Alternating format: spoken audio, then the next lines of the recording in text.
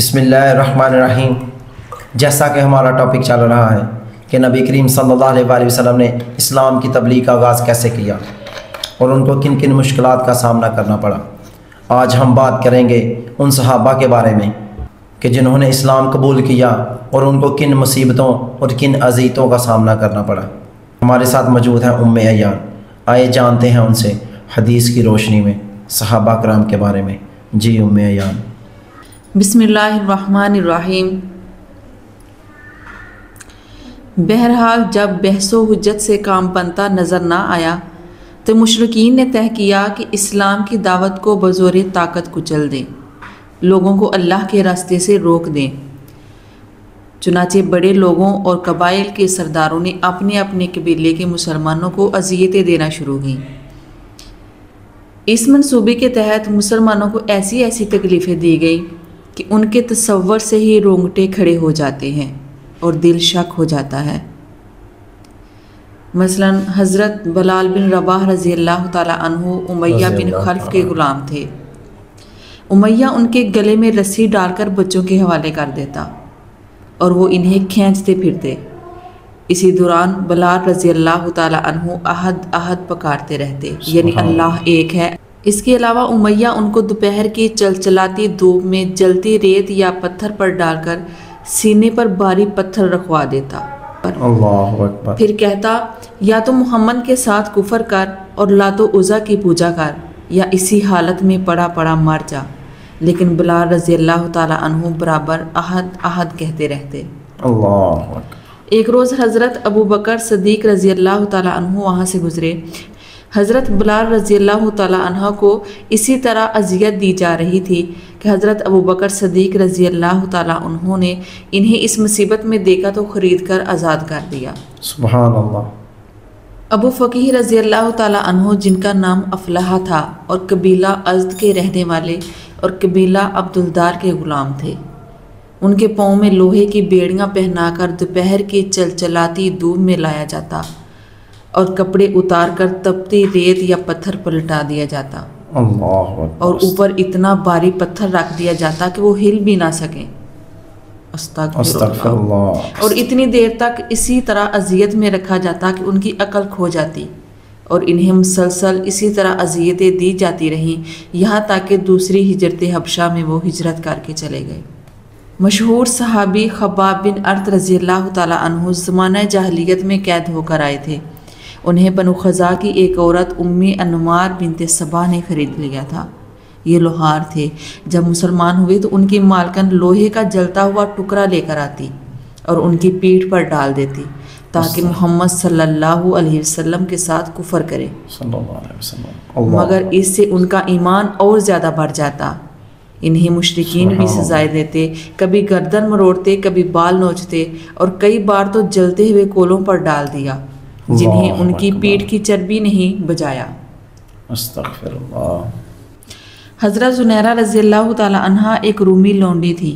وہ مسلمان ہوئی تو انہیں اللہ کی راہ میں اس قدر تکلیفیں دی گئیں کہ وہ اندھی ہو گئیں۔ اللہ اکبر۔ اس پر ان سے کہا گیا کہ تمہیں لات و عزا کی مار پڑ گئی ہے۔ انہوں نے کہا اللہ کی قسم انہوں نے میرا کچھ نہیں بگاڑا، یہ تو اللہ کی طرف سے ہے، اور اگر وہ چاہے تو اسے دور کر سکتا ہے۔ بے شک۔ دوسرے دن صبح ہوئی تو واقعی اللہ نے ان کی بصارت بحال کر دی۔ سبحان اللہ۔ اس پر مشرکین کہنے لگے یہ تو محمد کا ایک جادو ہے۔ استغفر اللہ۔ حضرت ابو بکر صدیق رضی اللہ تعالی عنہ نے حضرت بلال، عامر بن فہیرہ اور ابو فقیہ رضی اللہ تعالی عنہم کی طرح ان سب لونڈیوں کو بھی خرید کر آزاد کر دیا۔ سبحان اللہ۔ اس پر ان کے والد ابو قحافہ نے بطور عتاب کہا میں تو دیکھتا ہوں کہ تم کمزور گردنیں آزاد کرا رہے ہو، اگر طاقتور مردوں کو آزاد کراتے تو وہ تمہارا بچاؤ بھی کر سکتے۔ اس پر ابو بکر صدیق رضی اللہ تعالیٰ عنہ نے فرمایا میں تو اللہ کی رضا چاہتا ہوں۔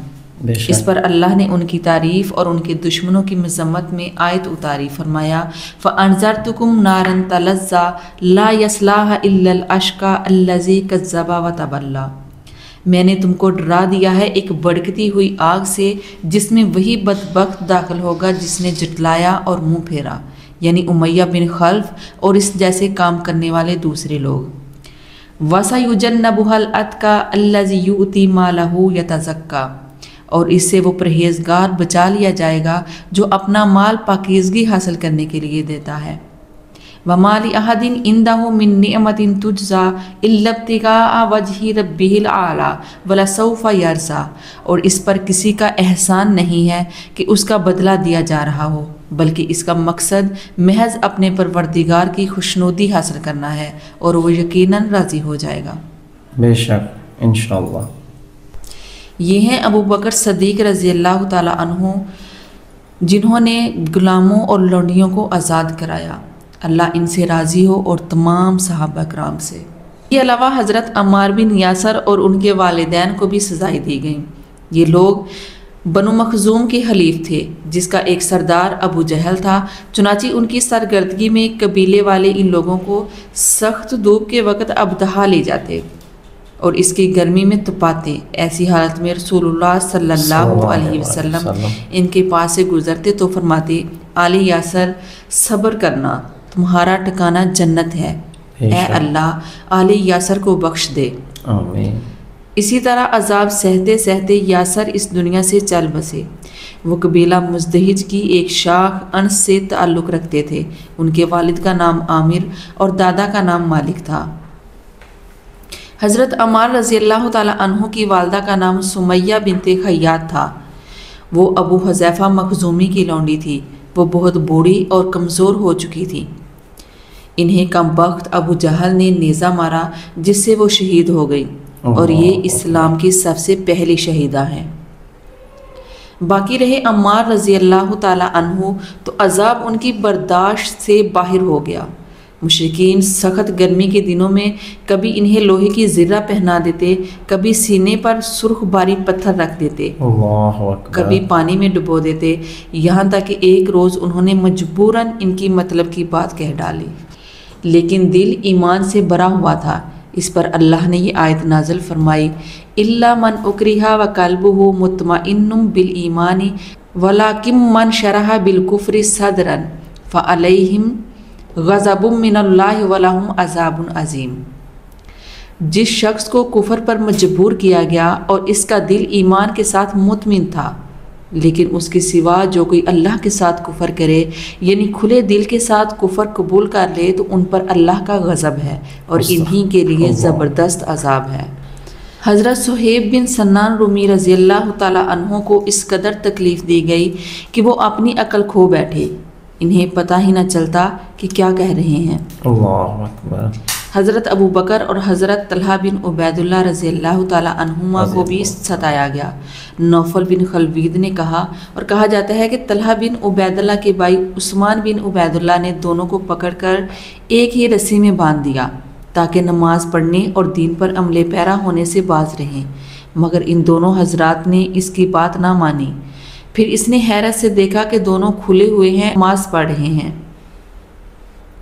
फिर इसने हैरत से देखा कि दोनों खुले हुए हैं और नमाज पढ़ रहे हैं। चूँकि दोनों एक ही रस्सी में बांधे गए थे, इसलिए इन्हें कुरैन कहा जाता है। कुरैन के मानी हैं एक साथ मिलाए गए।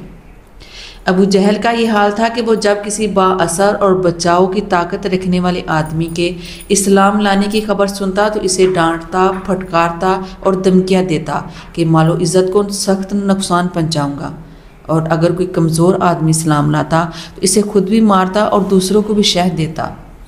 गर्ज जिसके किसी भी मुसलमान होने का पता चलता, मुशरिकीन उसके दर पे आज़ार हो जाते और जहाँ तक बस चलता सताते और तकलीफ़ें देते थे।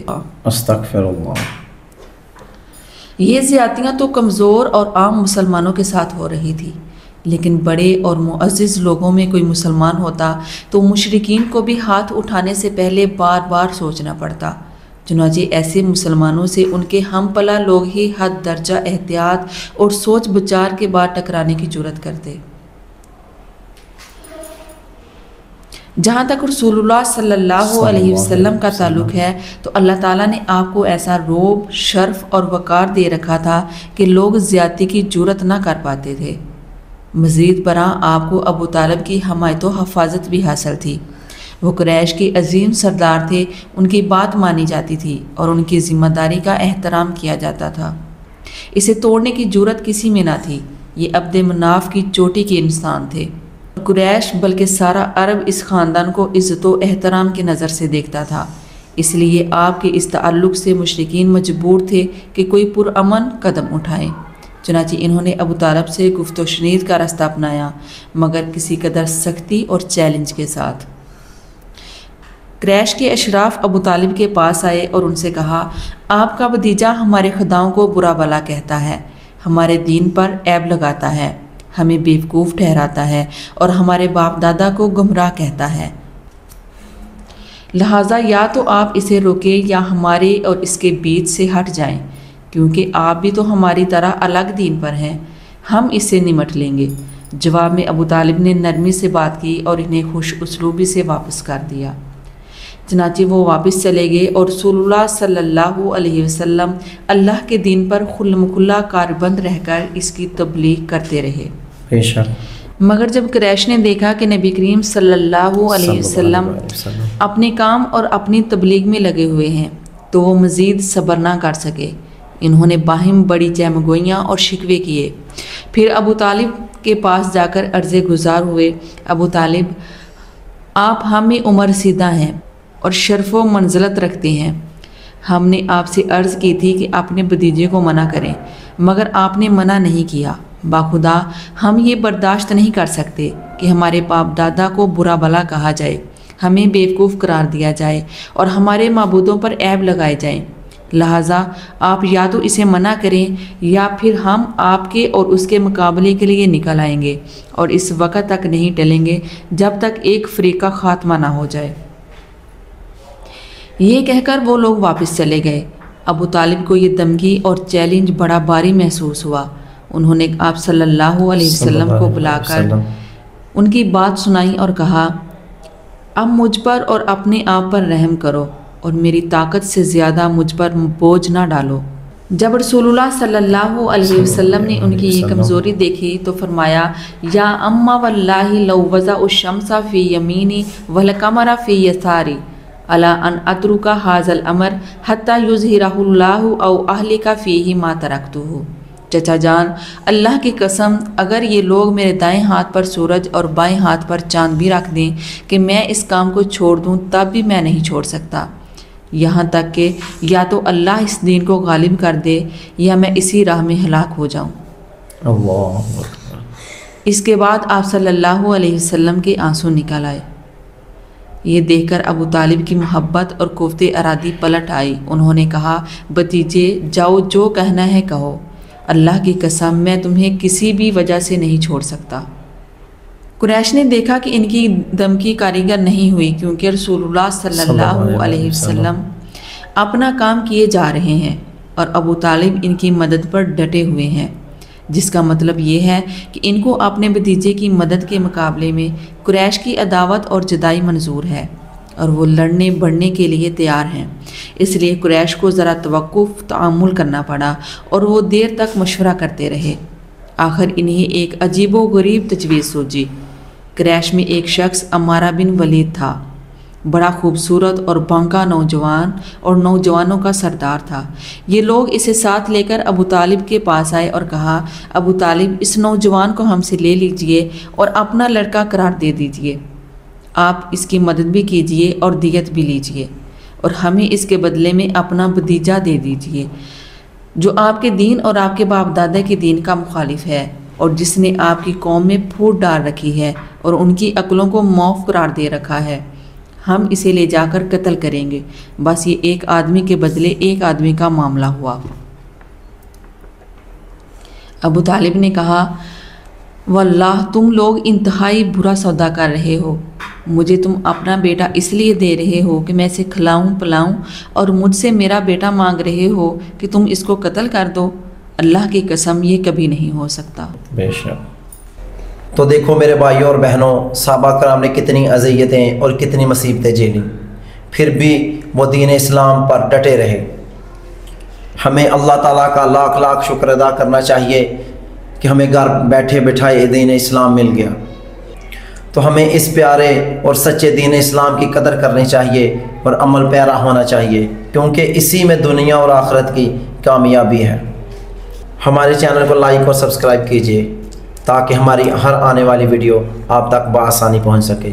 جزاک اللہ خیر۔